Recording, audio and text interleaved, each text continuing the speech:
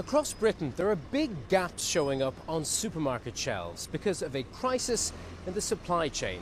The problem is a shortage of truck drivers, partly because of Brexit and partly because of the pandemic.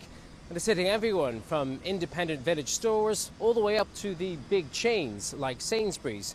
And industry leaders say it will get worse unless the government allows more truck drivers to come and work here from overseas.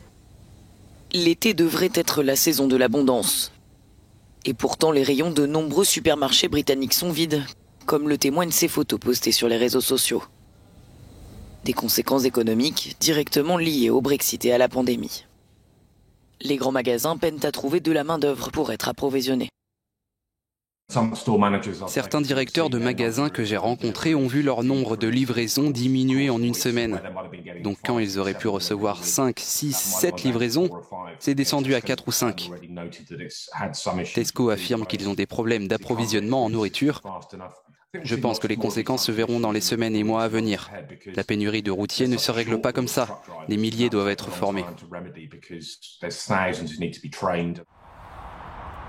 Le Royaume-Uni compte environ 100 000 chauffeurs de camions de moins que nécessaire. En raison du Brexit, les nouveaux routiers étrangers peinent à venir travailler ici.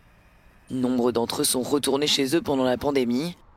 Et alors que le pays était confiné, la formation de nouveaux chauffeurs s'est arrêtée. Le gouvernement propose de permettre aux conducteurs de rouler plus longtemps.